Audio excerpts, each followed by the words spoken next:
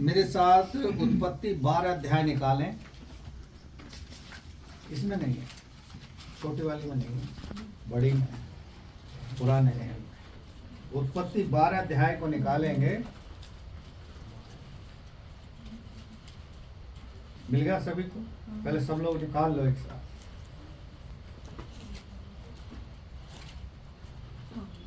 मिल गया सबको?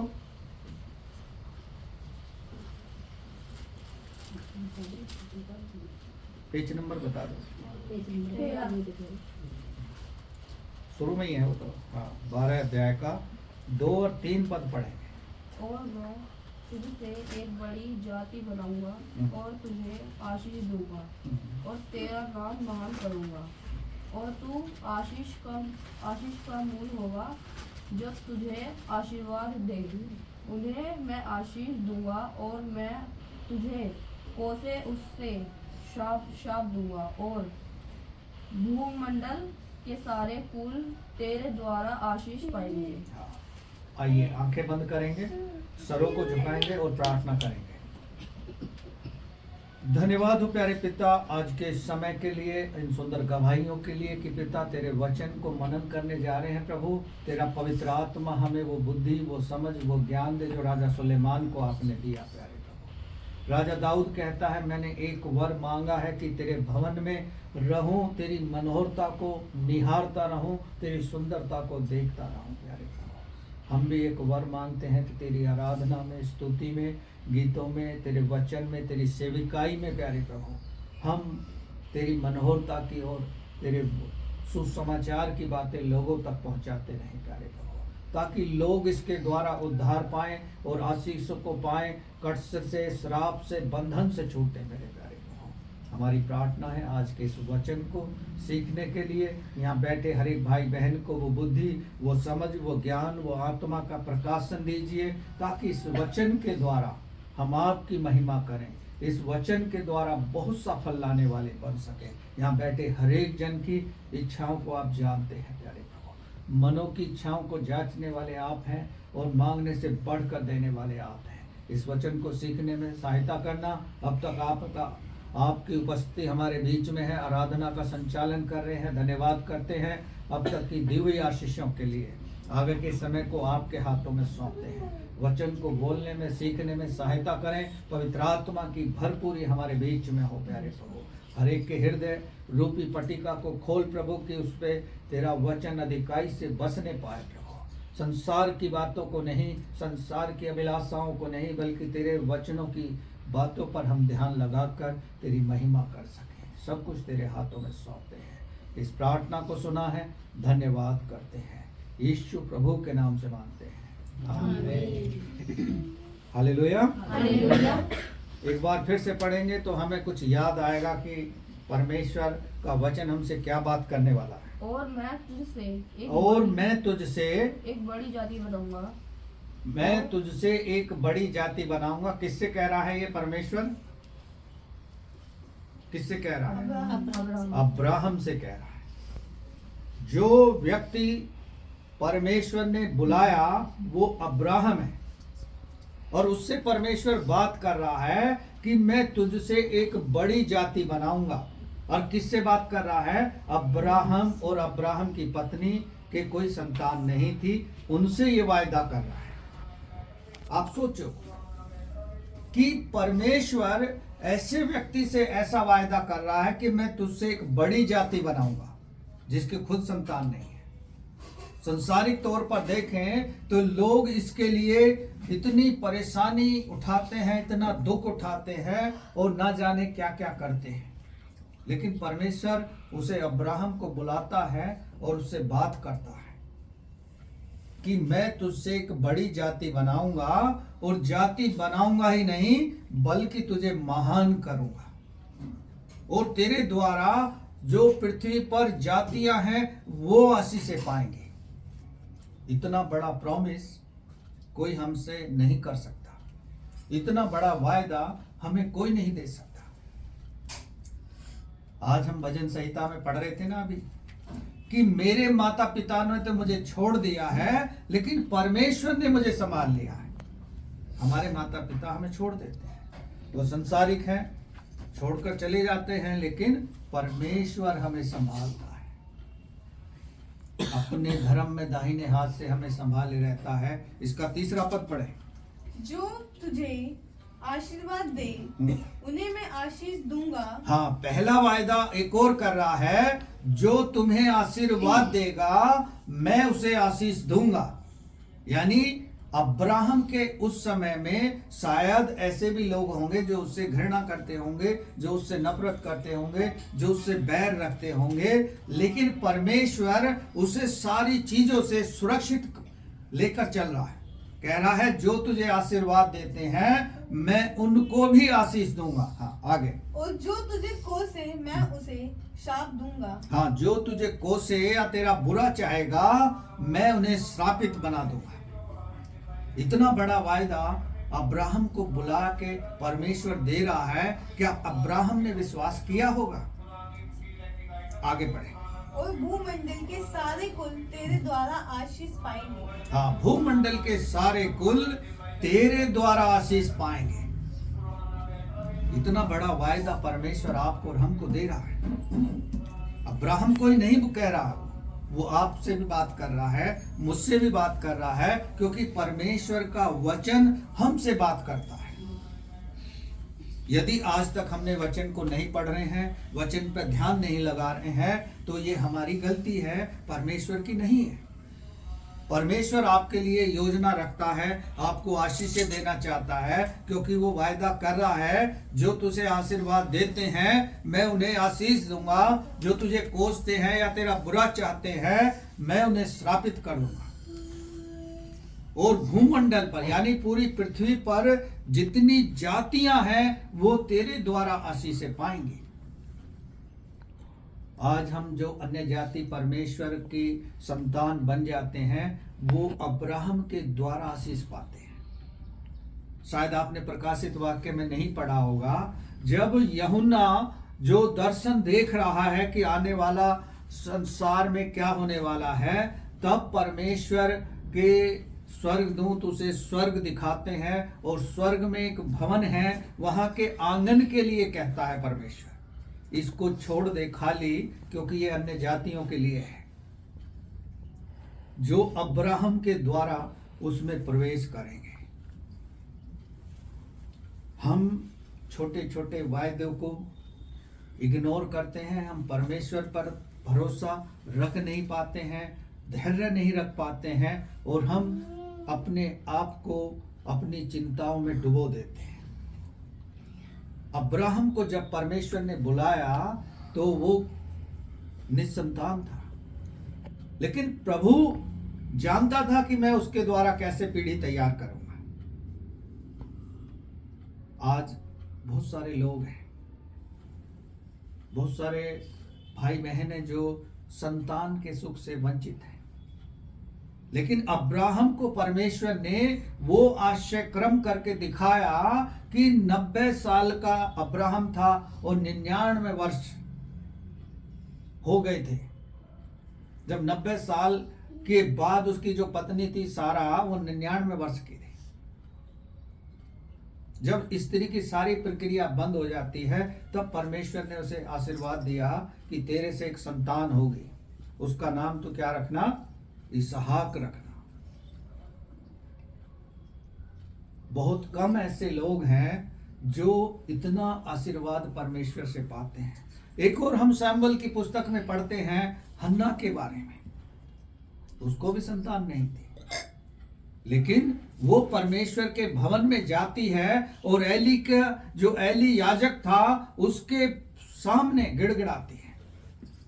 एली याजक दूर बैठा हुआ देख रहा है, वो भवन में आंसू बहा रही है, गिड़गिड़ा रही है, अपने हृदय की पीड़ा को परमेश्वर को बता रही है कि यदि तू मुझे संतान दे तो मैं उसे तुझे अर्पित कर दूंगी। क्या उसने होश में कहा था ये बात? होश और हवास में कही थी ये बात? उसने वायदा परमेश्वर के सम्मुख कर दिया। एली भी नहीं जानता था, एली बल्कि ये समझ रहा था याजक कि ये नशे में चूर है और ना जाने क्या क्या बक रही है। और एली याजक कहता भी है हन्ना से, तो ऐसा काम क्यों करती है? उसने कहा कि हन्ना ने कि आप मुझे इतना गिरा हुआ ना समझे, मैं ऐसा काम नहीं करती। मैं तो परमेश्वर से अपने हृदय की पीड़ा जता रही हूं, जो मेरे को संतान देगा तो मैं उसको परमेश्वर को अर्पित कर दूंगी। और परमेश्वर ने उसे संतान दी। जो सैमुअल था उसका ही बेटा था, हन्ना का, और वो पूरे इजराइल राज्य का क्या बन गया? न्यायी बन गया। क्या हन्ना को परमेश्वर ने और बेटे बेटियां ना दी? परमेश्वर ने बेटा दे दिया और उसने उसको अर्पित भी कर दिया, परमेश्वर के भवन में छोड़ दिया। आज बहुत सारे भाई बहन हैं, परमेश्वर के लिए वायदा तो करते हैं। ये जरूरी नहीं है कि बेटा बेटी के लिए वायदा कर रहे हैं, और बहुत सारी चीजों में वायदा करते हैं। जैसे मैं गांवों में जब जाता हूं, लोगों को बताता हूं सुसमाचार के बारे में, कोई बीमार हमें मिल जाता है तो वो कैसा विश्वास जताते हैं कि जी हमने जगह जगह जाके देखा है और डॉक्टरी इलाज भी बहुत कराया है, लेकिन हमें कोई लाभ नहीं हुआ। अब आप देखो कि ये कैसे ठीक हो सकता है, क्योंकि वो टूट चुके होते हैं, निराश हो चुके होते हैं और उन्हें आशा नहीं होती है। लेकिन परमेश्वर का वचन रोमियो की पुस्तक में कहता है, निराशा में भी आशा रखकर जो विश्वास करेगा वो कभी निराश नहीं होगा। Hallelujah, hallelujah. अब्राहम को परमेश्वर इतनी बड़ी प्रतिज्ञा दे रहा है, उसके कोई संतान नहीं थी, लेकिन कह रहा है मैं तुझे महान करूंगा, तेरे द्वारा एक नई पीढ़ी तैयार करूंगा। 99 वर्ष की आयु में परमेश्वर ने उनको बेटा दिया।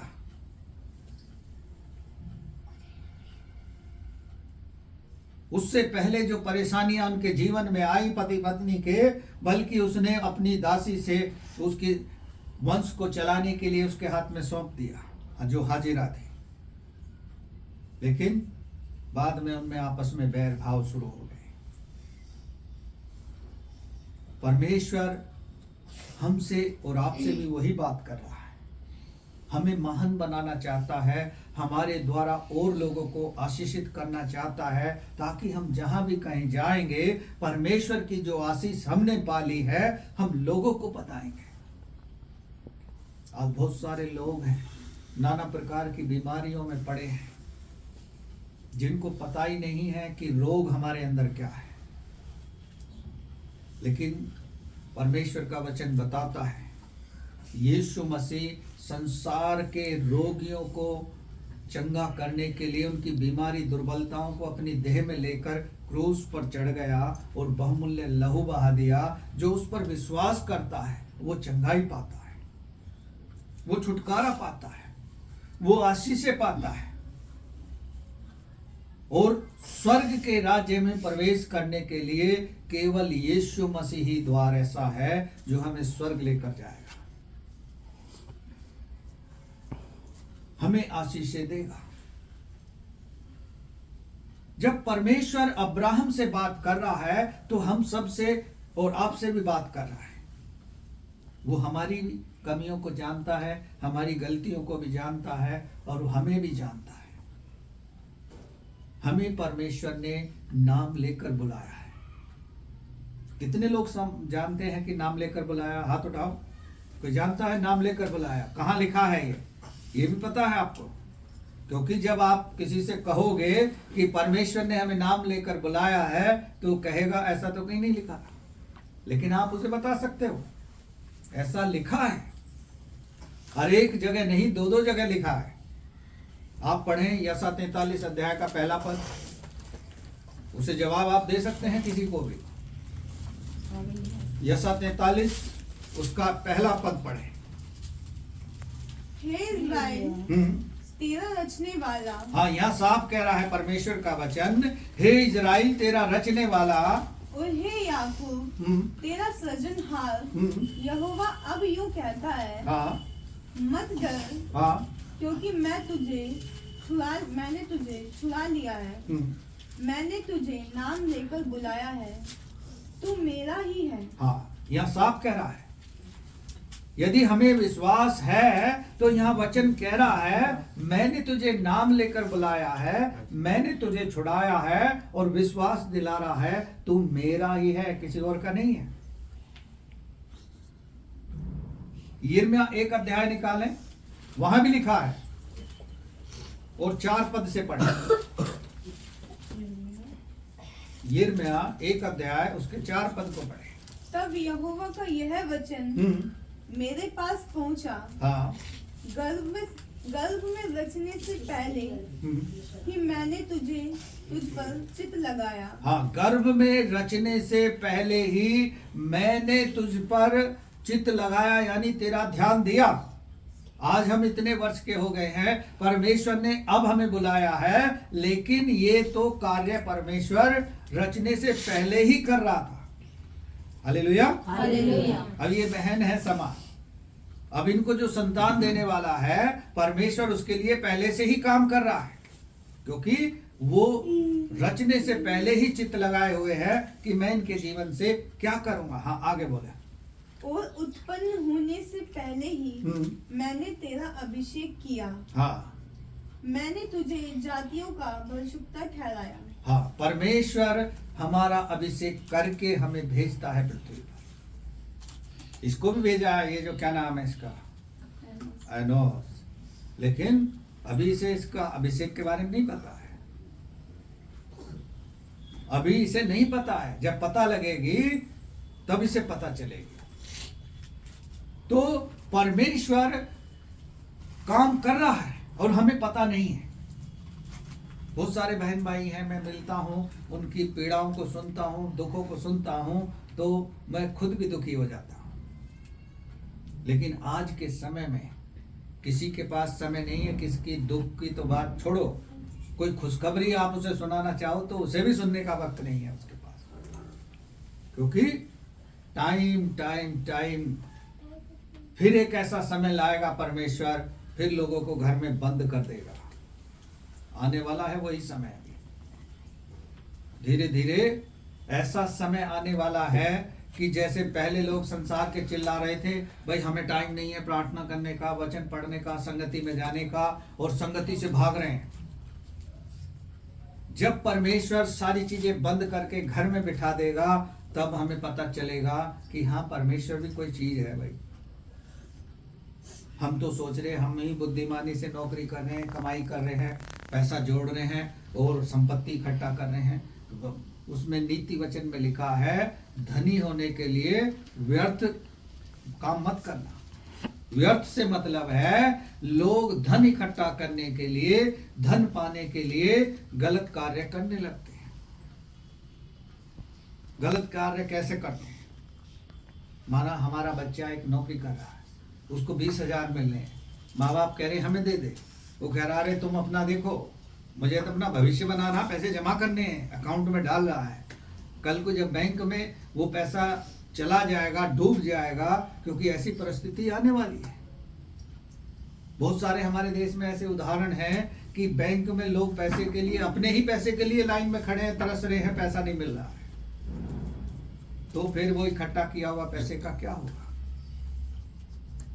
कुछ नहीं हो सकता। जब तक परमेश्वर हमारे साथ है, हमारा विरोधी भी कुछ नहीं कर सकता, हमारा बैरी भी कुछ नहीं कर सकता, क्योंकि आज का भजन हमने पढ़ा, उसमें पहला ही पद था, परमेश्वर मेरी ज्योति है, मैं किसका भय खाऊं, यदि परमेश्वर मेरी ओर है तो मेरा विरोधी कौन हो सकता है। Hallelujah, hallelujah. चलिए एक और पद पढ़ेंगे, आगे बढ़ेंगे, यहोशू की पुस्तक में चलेंगे।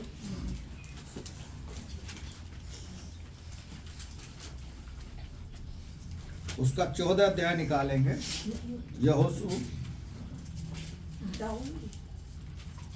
14, हाँ 14 मिल गया सभी को।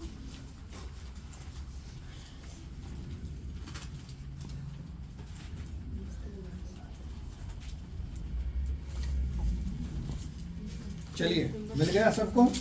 यहोशू की पुस्तक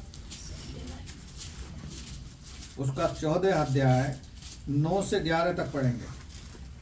तब उस दिन मूसा ने शपथ खाकर मुझसे कहा, तूने अपनी पूरी रीति से मेरे परमेश्वर यहोवा की बातों का अनुकरण किया है।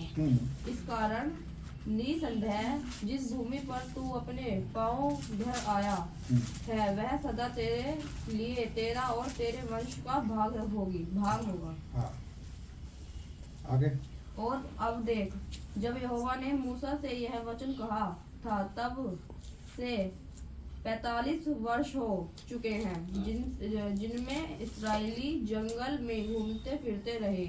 उनमें यहोवा ने अपने कहने के अनुसार मुझे जीवित रखा है और अब मैं 85 वर्ष का हूँ। जितना बल मूसा ने भेजने के दिन मुझ में था उतना बल अभी तक मुझ में है। युद्ध करने या भीतर बाहर आने जाने के लिए जितनी उस समय मुझ में सामर्थ्य थी उतनी ही अब भी मुझ में है। यहाँ परमेश्वर जो वायदा करता है उसे कैसे पूरा करता है। यहोशू जो परमेश्वर के साथ साथ चलता था, मूसा का शिष्य था, मूसा के बाद परमेश्वर ने यहोशू को खड़ा किया तो इजराइलियों को यरदन के पार लेकर जाएगा। जब यहोशू को बुलाया, जितनी सामर्थ उस समय उसके अंदर थी, उसके बाद भी 85 वर्ष का हो गया तब भी उसके अंदर उतनी ही सामर्थ थी। युद्ध करने की कला, बाहर भीतर आने जाने की और युद्ध लड़ने की टेक्निक उसके पास थी। यहोशू ने कहीं से ट्रेनिंग नहीं ली थी।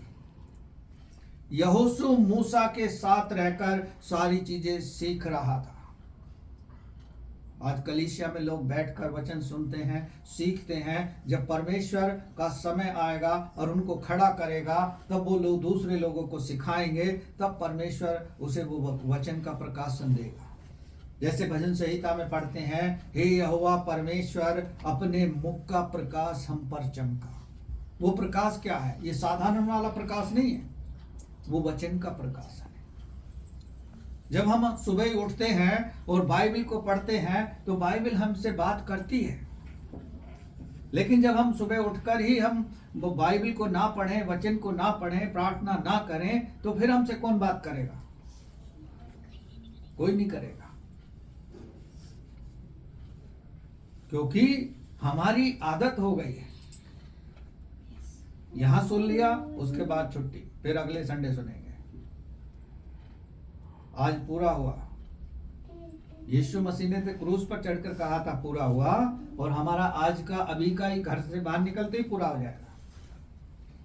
फिर हम अगली चीजों के बारे में सोचेंगे। कल मुझे नौकरी पे जाना है, कल मुझे ये काम करने हैं, अभी जाकर मुझे खाना बनाना है, अभी जाकर मुझे ये काम करने हैं। फिर हम उस चीज में लग जाएंगे।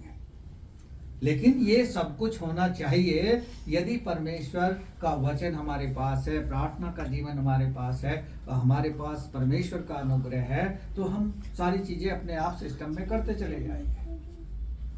नहीं तो हुस-पुस हो जाएगा। कई बहनों को जब मैं देखता हूं, वो कहती हैं मैं टेम्पटेशन में थी, मैंने जो सब्जी बनाने जा रही थी कुछ और ही डाल दिया, क्योंकि दिमाग ही कहीं और है। अभी बहुत सारे जब कलीसिया में आ जाते हैं, चर्च में आ जाते हैं, बहुत से सोचते हैं यहाँ बैठकर, क्योंकि शैतान ऐसे मन में डालता है, कहीं मैं घर में गैस जली तो नहीं छोड़े, कहीं ताला तो नहीं खुला हो, कहीं ऐसा तो नहीं है कि कोई अंदर का दरवाजा छोड़ दिया हो खुला हुआ, बिल्ली घुस जाए, कभी दूध पी जाए। तो ये सारी चीजें हमारे मन में चलती रहती हैं। इसलिए करता है शैतान, ताकि आप परमेश्वर के वचन को ना सुन लें, क्योंकि वचन ही पावरफुल है। किसी दुष्ट आत्मा से ग्रसित व्यक्ति को जब वचन सुनाओगे तो उसके अंदर का शैतान फड़फड़ा जाएगा और वो भागना शुरू करेगा। हमें याद है कि हम पिलखवा में एक प्रार्थना सभा कर रहे थे। एक भाई अपनी चाची को लेकर आए कि पास्टर जी मैं चाची को ले आऊं, उसकी तबीयत कुछ ऐसी रहती है। और हमने तो प्रार्थना का नाम ही लिया था कि चलो शुरू करते हैं। वो सबसे पहले भागी, और जब तक प्रार्थना खत्म नहीं होगी वो परिवार के लोग उसे ढूंढ भी नहीं पाए, क्योंकि दुष्ट आत्माओं से ले गई कि आज यहाँ मेरा अंतिम संस्कार हो जाएगा, भाग लो नहीं तो शैतान वचन को सुनकर बौखला जाता है। हालांकि उसे वचन का ज्ञान है, क्योंकि हम मत्ती 4 अध्याय पढ़ते हैं तो यीशु मसीह की परीक्षा उसने वचन के द्वारा ही ली थी। लोग आपकी और हमारी परीक्षा लेंगे तो वचन के द्वारा ही लेंगे, यदि हमें ज्ञान होगा तो। यदि ज्ञान नहीं है तो लोग हमसे क्या पूछेंगे और हम उन्हें क्या जवाब देंगे? कुछ नहीं। फिर हम बौखलाहट में उनको अनाप शनाप उत्तर दे देंगे और वो सोचेंगे कि ये तो बेकार व्यक्ति है, इसको कुछ नहीं जानकारी है। क्योंकि जब बच्चा स्टैंडर्ड 5 में पढ़ रहा हो और उसे एक सवाल दे दो और उस सवाल को नहीं कर पाएगा तो बच्चे का अनुमान लगाते हैं लोग कि इसकी स्कूल में पढ़ाई नहीं है, कुछ नहीं पढ़ रहा होगा ये। अब बहुत से माता पिता अपने बच्चे की खुद तारीफ करते हैं, ये तो इतना इंटेलिजेंट है, ये पेंटिंग ऐसी बना देगा, आपकी ही पिक्चर बना देगा। भाई पिक्चर बनाने का जब समय आएगा तब बनाएगा, अभी तो इसके जीवन में जो होना चाहिए वो करना है। हालेलुया। हालेलुया। तो यहोशू को परमेश्वर ने जो सामर्थ दी थी, जो शपथ खाकर उससे कहा था मैं तेरे जीवन में ये काम करूंगा, परमेश्वर ने उस काम को पूरा किया। लेकिन क्या परमेश्वर ने यहोशू को भी वो अधिकार दिए थे जो मूसा के पास थे? चलिए पढ़ेंगे, एक अध्याय निकाल लें यहोशू का। वहां क्या कहता है परमेश्वर का वचन? हाँ।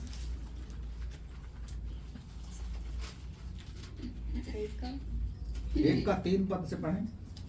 उस वचन के अनुसार जो मैंने मूसा से कहा। हाँ, उस वचन के अनुसार जो परमेश्वर ने मूसा से कहा, अर्थात जिस जिस स्थान पर तुम पांव धरोगे वह सब मैं तुम्हें दे दूंगा। हाँ, जिस जिस स्थान पर तुम पैर रखोगे वो स्थान, वो भूमि, वो जगह मैं तुम्हें दे दूंगा। और अभी हम 14 अध्याय में ये पढ़कर आए हैं कि जिस भूमि पर तू पैर रखकर चला आया है वो तुझे मिल गई है। तो जिस जिस स्थान पर तुम पैर रखोगे, जहां जहां तुम जाओगे, उस जगह को मैं तुम्हें दे दूंगा। हाँ, आगे। जंगल और उस लबानोन से लेकर परात महानंद तक। हाँ, जंगल का लबानोन जो था स्थान, वहां से लेके परात तक, वो सारा स्थान परमेश्वर ने मूसा को वायदा किया था और यहोशू से कहा है मैं तुझे दे दूंगा। हाँ, पढ़ो आगे। कोई दूसरा पढ़े। और सूर्यास्त की और महासागर तक हित्तियों का सारा देश तुम्हारा भाग ठहरेगा। हाँ, हित्तियों का सारा भाग। हित्ती कौन थे? वो परमेश्वर ने कहा था इजराइलियों से कि जो देश मैं तुम्हें दे रहा हूं और तुम वहां जा रहे हो तो उनके जैसे मत हो जाना। वो हित्ती लोग थे, यबूसी लोग थे वो, और बहुत सारी जातियां हैं, उनके जैसे मत हो जाना। आज हम मसीह को जान लिए हैं, मसीह का हमने टैग पहन लिया है, लेकिन जब हम अपने परिवारों में, पुराने रिश्तेदारों में जाते हैं ना, और वो कहते हैं, जब नमस्कार जब करते हैं तो हम भी उन्हीं के नमस्कार को नमस्कार ही करते हैं, क्योंकि हम भूल बैठते हैं नमस्कार से अच्छा शब्द कोई नहीं है। क्योंकि आज का ट्रैग चल रहा है, आप कहीं बाहर जाओ, भीतर जाओ, दूसरी पत्री पढ़ना, उसने हर एक को नमस्कार लिखा है और कहा भी है एक दूसरे को पवित्र चुंबन से नमस्कार करो। पवित्र चुंबन से नमस्कार करो। हमें उनके प्रश्न का उत्तर नमस्कार में देना। हालेलुया। हालेलुया। चलिए आगे पढ़े। तेरे जीवन में भर कोई तेरे सामने ठहरे ना सकेगा। हाँ, जीवन भर कोई तेरे सामने ठहर ना सकेगा। ये वायदा परमेश्वर ने मूसा को भी दिया था, लेकिन उसके बाद जब वो परमेश्वर के पास चला गया तो यहोशू को भी वही वायदा दे रहा है कि तेरे जीवन भर कोई तेरे सामने ठहर ना सकेगा। आगे। जैसे मैं मूसा के संग रहा वैसे ही तेरे संग भी रहूंगा। हाँ, जैसे मैं मूसा के संग संग रहा तेरे भी संग रहूंगा, हमारे और आपके भी संग है वो, चाहे हम प्रार्थना करते हैं या वचन को नहीं पढ़ते हैं, कुछ भी नहीं करते हैं, तो भी परमेश्वर हमारे संग संग रहता है। हाँ, और ना तो मैं तुझे धोखा दूंगा और ना तू छोड़ूंगा। ना मैं तुझे धोखा दूंगा और ना तुझे कभी छोड़ूंगा। ऐसा वायदा परमेश्वर हमसे कर रहा। जब हम उसको एक बार उद्धारकर्ता करके ग्रहण कर लेते हैं, उसकी आज्ञाओं का पालन करते चलते हैं, तो फिर परमेश्वर हमें कभी धोखा नहीं देता, कभी हमें अकेला नहीं छोड़ता। हाँ, इसलिए हियाव बांधकर दृढ़ हो जा, क्योंकि जिस देश के देने की शपथ मैंने इन लोगों के पूर्वजों से खाई थी, उसका अधिकार तू इन्हें करेगा। हाँ, उसका अधिकारी तू इन्हें करेगा, जो इनके पूर्वजों से मैं कहकर आया कि तो नया देश दूंगा, नई जगह दूंगा, वो उसका अधिकारी बनाने के लिए मैंने तुझे रखा है। हाँ, आगे। इतना हो कि तू हियाव बांधकर और बहुत दृढ़ होकर जो व्यवस्था मेरे दास मूसा ने तुझे दी है, उन सब के अनुसार करने में चौकसी करना। हाँ, ये वायदा परमेश्वर ने दे दिया। जो मेरे दास मूसा ने व्यवस्था तुझे दी है, उसी के अनुसार करने की चौकसी करना। इतना हो कि हियाव बांध दृढ़ हो जा, तू भय न खा, डर मत। शत्रु रास्ते में आएंगे, विरोधी आएंगे, लेकिन हमें डरने की जरूरत नहीं है, क्योंकि परमेश्वर हमारे साथ है। हाँ, आगे। और उससे न तो दाहिने मुड़ना और न बाएं। हाँ, न दाहिने मुड़ना न बाएं मुड़ना। लोग कहे कि इस मार्ग पे चला जा, तो उस मार्ग पे मत जाना। जिस मार्ग को परमेश्वर ठहरा रहा है, उस मार्ग पर चलना। हाँ, जहाँ जहाँ तू जाएगा वहाँ वहाँ तेरा काम सफल होगा। हाँ, जहाँ जहाँ तू जाएगा, जो काम करेगा, परमेश्वर उसे सफल करेगा। असफलता नहीं मिलेगी, परमेश्वर हमें सफल करेगा। हाँ, आगे। व्यवस्था की यह पुस्तक तेरे चित्र से कभी न उतरने पाए। हाँ, व्यवस्था की यह पुस्तक तेरे चित्त से कभी उतरने ना पाए। Hallelujah, hallelujah. हमको और आपको परमेश्वर का वचन बार बार चुनौती देता है कि व्यवस्था की यह पुस्तक, परमेश्वर का यह वचन जो हमें मिला है, जो हमें सौभाग्य से मिला है, उसे पढ़ें, प्रार्थना करें, संगति रखें और परमेश्वर की प्रॉमिसों को अपने जीवन में पूरा होते हुए देखें। क्योंकि परमेश्वर हमें प्रतिज्ञा दे रहा है, वो आशीषों के देश में लेके चलना चाहता है, वो हमें आशीष देना चाहता है, वो हमारी निराशा को आशा में आनंदित करना चाहता है, क्योंकि उसने हमें नाम लेकर बुलाया है, उसने चुना है, वो हमसे प्रेम करता है, वो हर एक से प्रेम करता है। जो उसको जानते भी नहीं है, उनसे भी वो प्रेम करता है। जिस दिन वो जान लेंगे, उस दिन वो उसके अधीन हो जाएंगे। इसलिए आप और हमको चाहिए कि जो वायदा परमेश्वर अब्राहम से करता है, वही वायदा आपके और हमारे जीवन में भी वो सौंपता है।